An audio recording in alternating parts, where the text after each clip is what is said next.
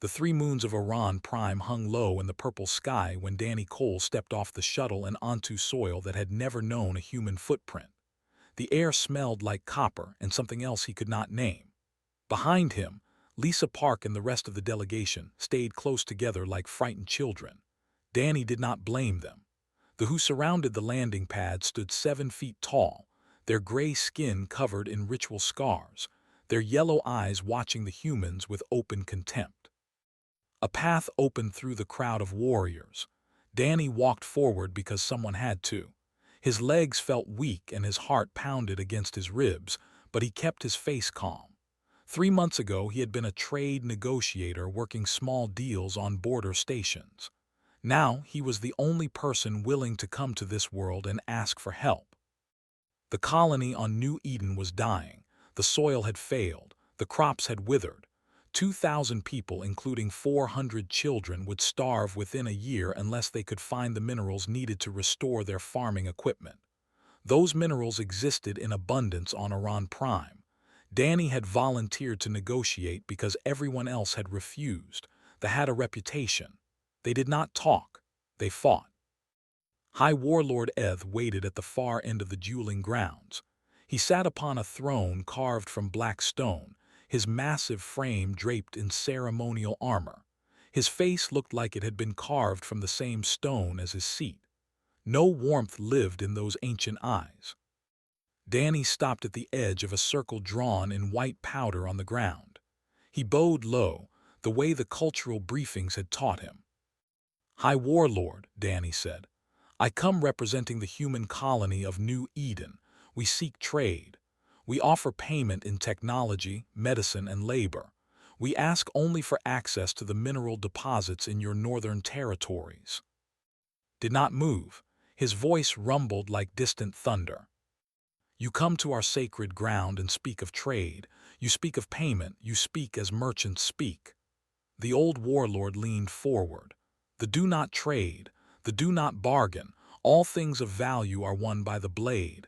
This is our way. This has always been our way." Danny had expected this answer. He had prepared for it. That did not make it easier to accept. "Then what must I do to earn what my people need?" A murmur passed through the watching crowd. Lips twisted into something that might have been a smile.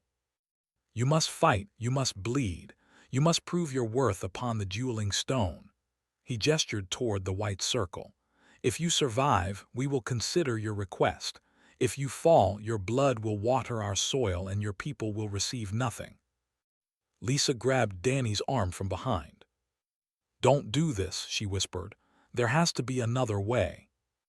"There isn't," Danny said quietly. "I read every report. I studied every contact we've ever had with them. This is the only way." He stepped into the circle. The crowd of warriors shifted. Some laughed. The sound was harsh and cruel. A human in the dueling circle was absurd to them. Danny stood 5 feet 10 inches tall and weighed 170 pounds. He had never held a weapon in combat. He worked behind a desk. He solved problems with words and contracts. A figure emerged from beside's throne. She moved like water flowing over stone, graceful and deadly. Her gray skin bore fewer scars than the older warriors, but the one she carried looked earned. Her yellow eyes locked onto Danny with the cold focus of a predator. "I am Eth," she announced, "eldest daughter of the High Warlord, champion of the Southern Reaches. I have killed 43 opponents in this circle." She drew her blade, a curved sword covered in strange markings that seemed to shift in the moonlight. "You will be 44. Danny swallowed hard. A priest approached and held out a similar blade to him. Danny took it with both hands. The weapon felt heavy and awkward. The runes carved into the metal remained dark and lifeless. "Your blade does not know you," said. "It does not recognize your spirit. You carry no honor that the steel can taste." She raised her own weapon, and the runes along its edge pulsed with faint blue light. "Mine has drunk the blood of worthy opponents. Yours will drink nothing but your own failure." The priest retreated. The crowd fell silent. Somewhere behind Danny, Lisa was crying softly. "Moved first." She crossed the distance between them in 2 steps and her blade sang through the air. Danny raised his sword to block, but he was far too slow. The edge of her weapon sliced across his left palm as he tried to deflect. Pain flared hot and immediate. Blood splattered onto the white powder beneath his feet. He stumbled backward, did not pursue. She stood in the center of the circle, watching his blood drip onto the ancient stone. "First blood," she announced. "The duel has begun. You may yield now and die quickly, or you may continue and suffer." Danny looked at his bleeding hand. The cut was deep. He could see white beneath the red. His whole arm trembled from shock and pain. He thought about New Eden. He thought about the children he had met before leaving. A little girl named Emma had given him a drawing of a flower. She had asked him to bring back enough food so the flowers could grow again. Danny raised his blade. "I will not yield," he said. His eyes narrowed. For a moment something flickered there. Not respect, perhaps confusion, perhaps simply surprise that prey would choose to suffer rather than accept a quick end. "Then suffer you shall," she said. She came at him again. Her blade moved in patterns Danny could not follow. He blocked one strike and missed the next. Steel bit into his shoulder. He twisted away and her sword traced a line of fire across his chest. He swung wildly and she stepped aside like he was moving through water. Blood ran down his arm. Blood soaked through his shirt. Blood dripped from his fingers onto the dueling stone where generations of warriors had proved their worth. Danny kept his feet. He kept his blade raised. He kept his eyes on the woman who was going to kill him. And somewhere in the watching crowd, an old grandmother noticed something. The runes on his blade had begun to glow brighter than before. The pain had become a living thing inside Danny. It crawled through his veins and screamed in his muscles. Every breath pulled at the wound across his chest. Every movement sent fresh waves of agony through his sliced palm and bleeding shoulder. He had lost count of how many times had cut him. 5 times. Maybe 6. Each wound was shallow enough to keep him alive but deep enough to remind him that she controlled everything about this duel. Circled him slowly. Her yellow eyes studied him the way a scientist might study a strange insect. She had stopped attacking for the moment. The crowd had grown quieter. Something in the air had changed, though Danny was too focused on staying upright to understand what. "You refuse to fall," said. It was not a question. "I refuse to fall," Danny agreed. His voice came out rough and strained. "Why?" She tilted her head, genuinely curious. "You cannot win, you know this. A child could see this. You have no skill, you have no strength, you have nothing that could possibly save you, yet you stand." Danny laughed. It hurt to laugh, everything hurt. "Because falling means my people die." He adjusted his grip on the sword he barely knew how to hold. 2,000 people, 400 children. They are counting on me to do something. Anything. Even if that something is just bleeding on your sacred ground until someone with a heart notices. A ripple passed through the watching. Danny heard whispers but could not understand the words. Stepped closer. Her blade hung at her side, still pulsing with that strange blue light.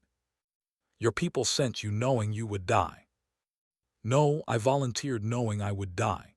Danny met her eyes.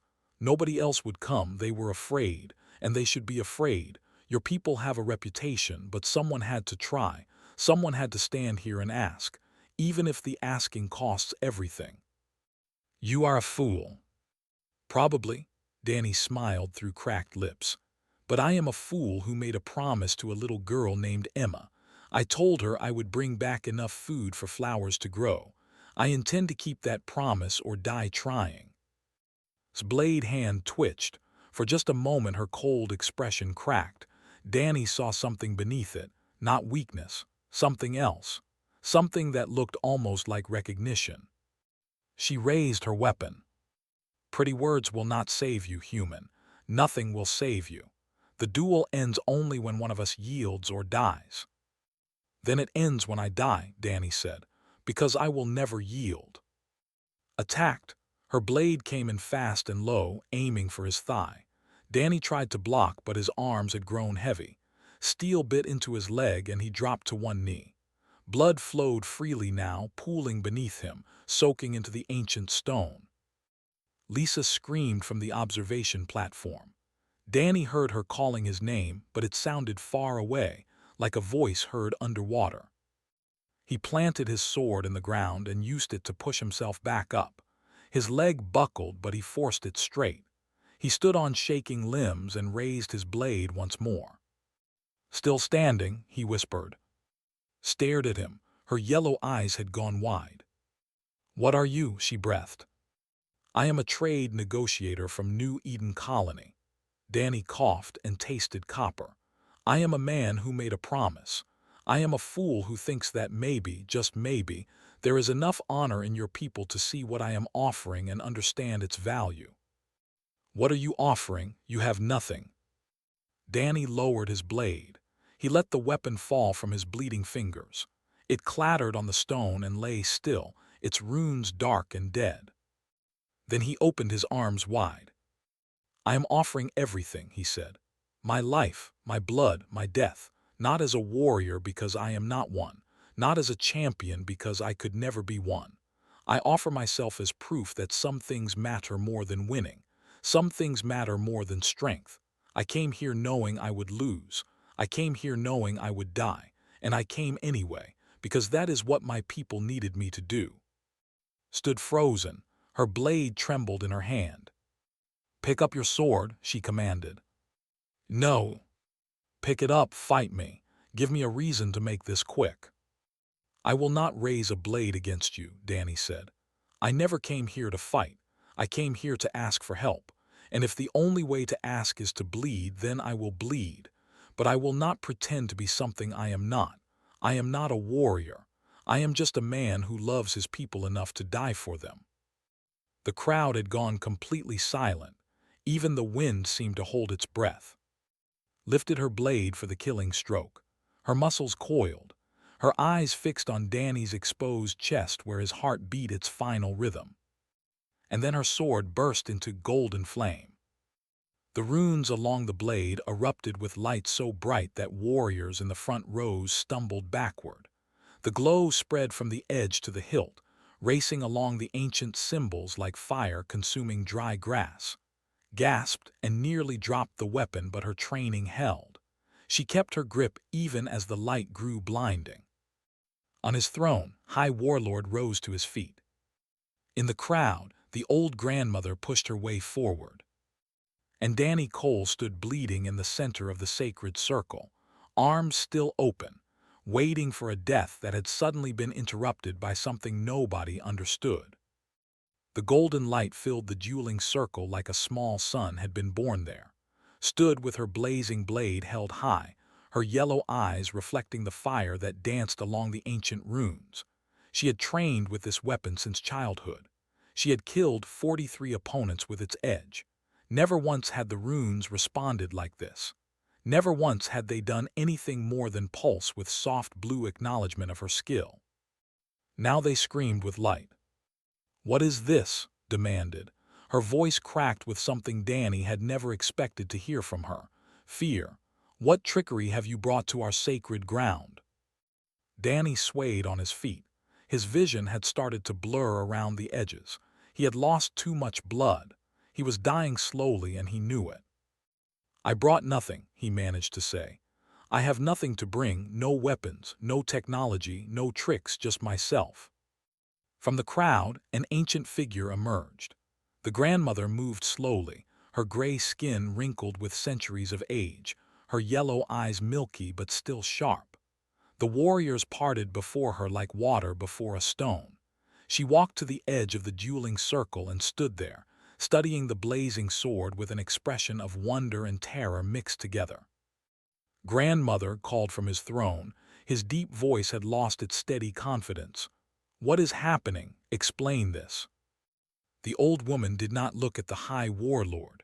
She kept her eyes on the light. The runes speak, she said. Her voice was thin but carried across the silent grounds. They speak as they have not spoken in 400 years, not since the time of the just. Not since the last true soul stood in this circle. His blade arm began to shake. The light showed no sign of fading. "What do they say?" she whispered. Grandmother finally turned to look at Danny. Her ancient eyes examined him from head to toe, taking in the blood that soaked his clothes, the wounds that covered his body, the trembling legs that somehow still held him upright.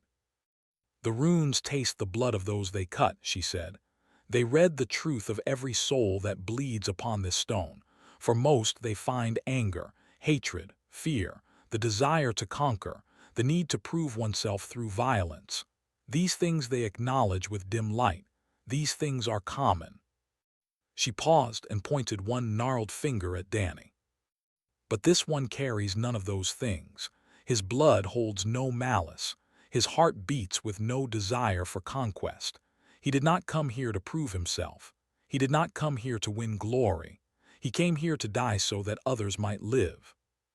The crowd murmured, gripped the arms of his throne. "Impossible," the High Warlord said. "No creature is so pure. No soul is without darkness." "I did not say he was without darkness," Grandmother replied calmly. "I said he came here without malice. There is fear in him, there is doubt, there is sorrow. But beneath all of that, at the very core of his being, there is only love. Love for his people. Love so strong that he would sacrifice himself without hesitation. Love so bright that the runes cannot contain their response." Lowered her blade slowly. The golden fire continued to burn, but it did not hurt her hand. It simply existed, announcing truth to all who could see. "The runes are revealing his soul," Grandmother continued. "They are showing us what manner of creature has come to our world, and they are asking us a question that we must answer." "What question?" asked. The old woman turned to face the crowd. Her voice rose with surprising strength. "The runes ask whether we are worthy of what this human offers. They ask whether they still understand honor, true honor, not the honor of conquest, not the honor of victory, the honor of sacrifice, the honor of standing for something greater than oneself." Silence hung over the dueling grounds. The 3 moons had moved lower in the sky. Danny felt his knees finally giving way. He started to fall. "Caught him." Her free hand grabbed his arm and held him upright. The golden light from her blade washed over both of them, human and standing together in the sacred circle where only one was supposed to survive. "Why?" Danny asked weakly. "Why did you catch me?" Did not answer immediately. She looked at her blazing sword. She looked at the blood on her hands. She looked at the crowd of her people who watched with expressions ranging from shock to confusion to something that might have been shame. "Because you were falling," she finally said, "and I have killed enough today." Rose from his throne. His massive frame blocked out the moonlight as he descended toward the circle. His own blade hung at his hip, and as he walked, the runes along its edge began to glow with soft blue light. Not golden, not yet, but responding to something in the air that had changed forever. "The duel is not complete," the High Warlord announced. His voice had lost its thunder. He sounded old now, tired. "Tradition demands a conclusion." "Tradition can wait," Grandmother said sharply. "The runes have spoken. Will you ignore them?" Danny lifted his head. It took all his remaining strength. "I do not ask you to ignore your traditions," he said. "I ask you to remember why those traditions exist. They exist to find worth, to test souls, to separate the worthy from the unworthy." He met yellow eyes. "I'm not worthy by your standards, I know this, but my people are dying. Children are starving, and I could not sit safely at home while that happened. So here I am, test passed or failed, worthy or not, here I am." The High Warlord stared at the bleeding human held upright only by his daughter's reluctant grip. And slowly, like mountains crumbling, his rigid expression began to crack. The dueling grounds had witnessed 10,000 years of combat. Blood from 100 species had soaked into its ancient stone. Champions had risen and fallen here. Empires had been decided by the clash of blades on this very spot. But no one alive could remember a moment like this one. Eth stood at the edge of the sacred circle, looking at his daughter holding a bleeding human upright. His blade pulsed with blue light at his hip. His weathered face showed the war happening behind his eyes. "The duel must conclude," he said again, but his voice had weakened. "This is our way. This has always been our way." "Our way was born from wisdom," grandmother replied. She had moved to stand beside the circle, her ancient hands clasped before her. "The first warriors created the runes to separate truth from deception. They created the duel to test the soul, not merely the body. Have we forgotten so much?" Still held Danny's arm. His blood had stained her gray skin. She could feel his heartbeat through her grip, weak but stubborn, refusing to stop.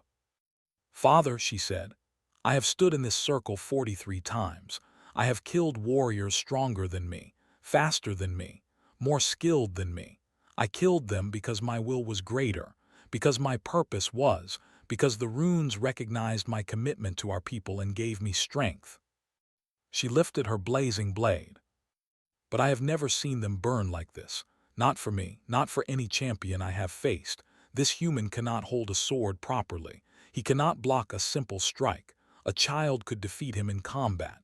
Her yellow eyes moved to Danny's pale face.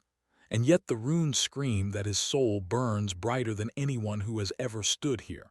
How can I kill that? How can that be honorable?"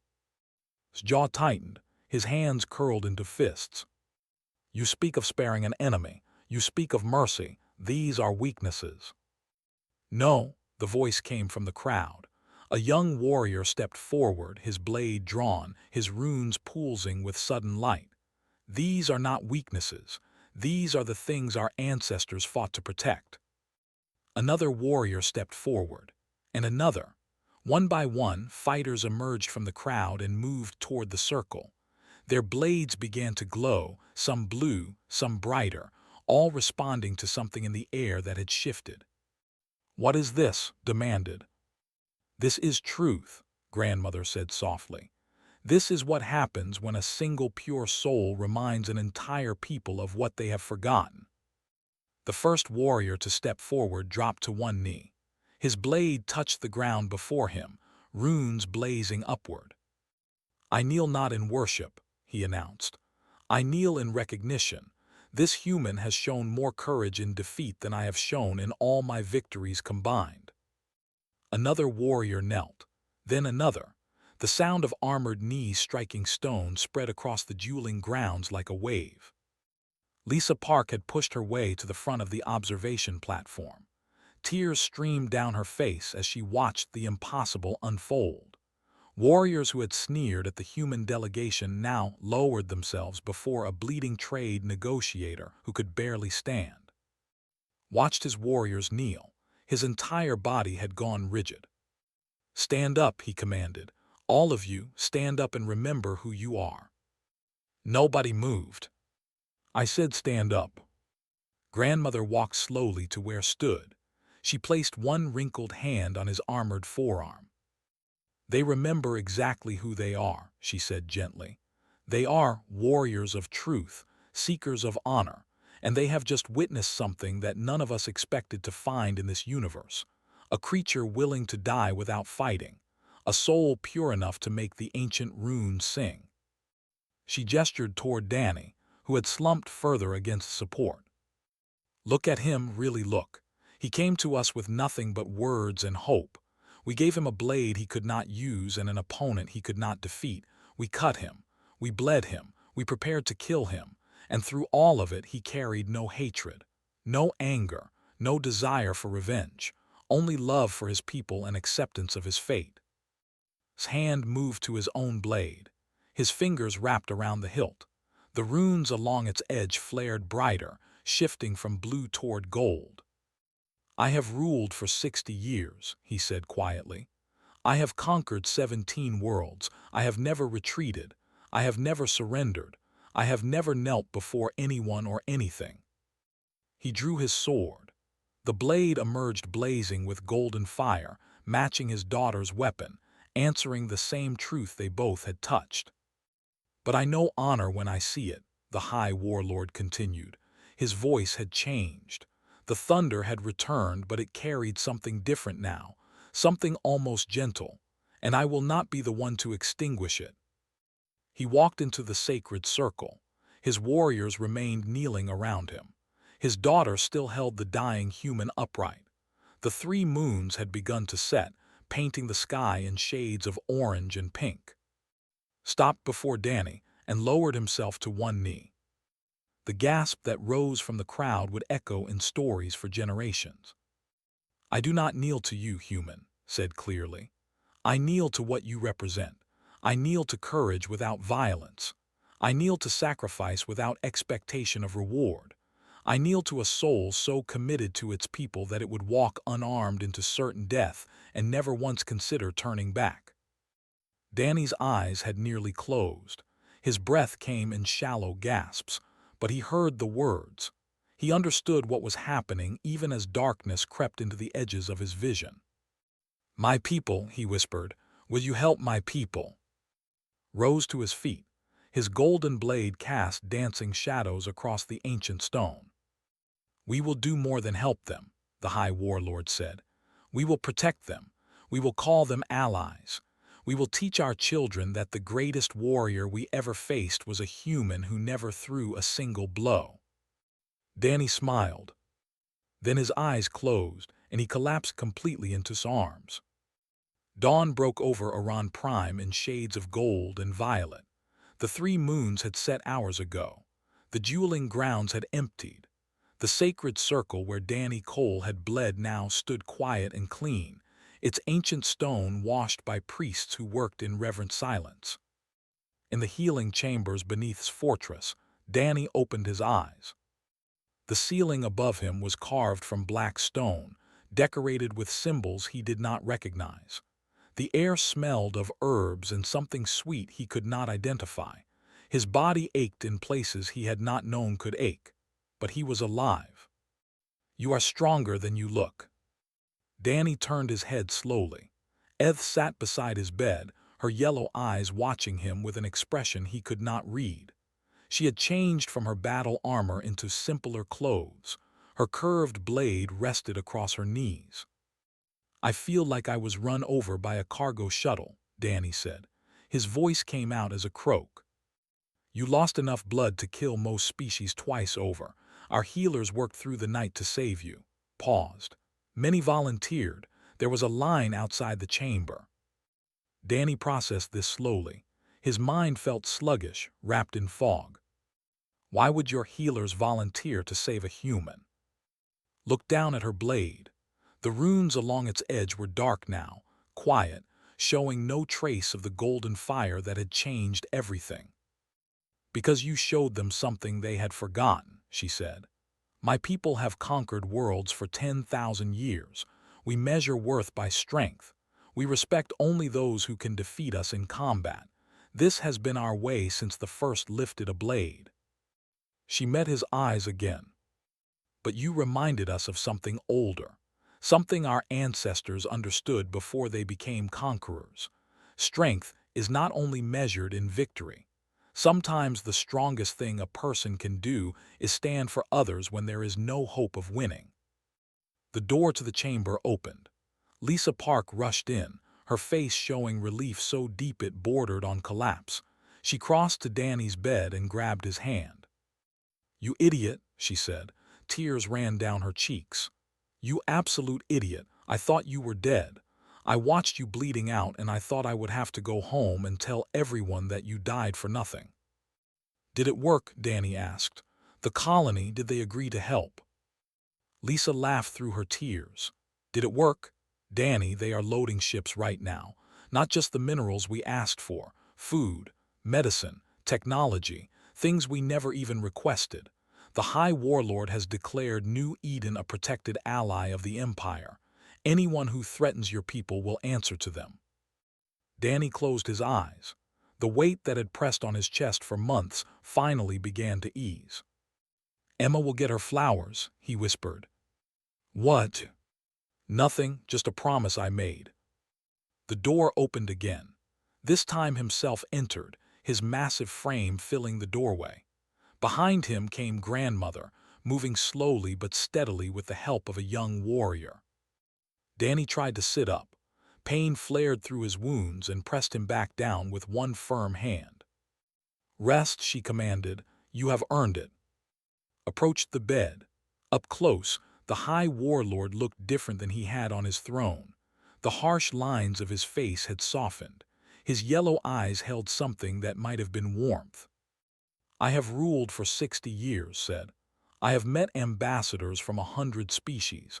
They come to me with gifts and flattery. They come with threats and demands. They come with armies at their backs and warships in my skis." He placed one hand on Danny's shoulder. "You came with nothing. You stood alone in my sacred circle and let my daughter cut you to pieces. And through it all, you never hated us. You never cursed us. You only asked us to help the people you love." The old warlord shook his head slowly. "I have fought the greatest warriors in the galaxy. I have never been more thoroughly defeated than I was last night, not by your blade, by your heart." Grandmother moved to stand beside. Her ancient eyes sparkled with something that looked like hope. "The runes have not burned golden in 400 years, she said. "The last time was for the just, who sacrificed himself to end a war that had killed millions. We built temples in his honor. We carved his name into mountains." She smiled at Danny. "We will not build you temples, human. I suspect you would not want them, but we will remember. Every child born from this day forward will learn the story of the human who came to us with nothing but love for his people. They will learn that true strength wears many faces, that courage does not require a blade, that honor can be found in the most unexpected places." Danny did not know what to say. He had come here expecting to die. He had hoped that his death might accomplish something small. He had never imagined anything like this. "Thank you," he finally managed, "for hearing me, for seeing me, for giving my people a chance." Stood from her chair.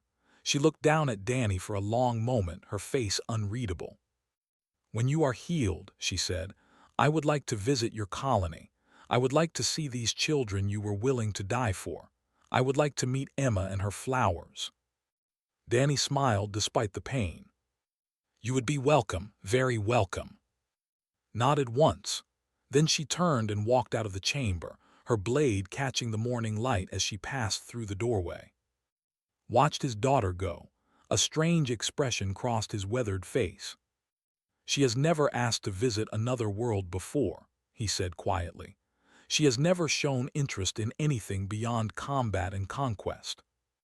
"Perhaps she found something new to be interested in," Grandmother suggested. The old warlord looked at Danny. Then he laughed, a deep rumbling sound that shook the walls of the healing chamber. "The humans send us a dying man with a kind heart, and in one night he changes my daughter more than 60 years of my guidance," shook his head. "I am beginning to understand why the runes responded to you, human. You do not conquer with weapons. You conquer with something far more dangerous." He turned and walked toward the door. At the threshold he paused and looked back. "Rest well, Danny Cole of New Eden. When you return to your people, tell them they have friends among the stars. Tell them that we'll stand with them against any threat. And tell them that they sent us the greatest ambassador any species has ever produced." The door closed behind him. Lisa squeezed Danny's hand tightly. "You did it," she whispered. "You actually did it." Danny looked toward the window where the morning sun of Iran Prime poured golden light into the chamber. Somewhere out there, ships were being loaded with supplies for his dying colony. Somewhere out there, an ancient warrior culture was telling stories about a human who taught them what honor really meant. He had come here to die. Instead, he had found something worth living for. And far away on New Eden, a little girl named Emma waited for flowers. They would grow now. Danny was certain of it. They would grow tall and bright and beautiful, fed by soil restored with minerals, watched over by an alliance that had been forged not in victory but in sacrifice. Some things were worth bleeding for. Some things were worth dying for. And some things, against all odds, were worth living for too.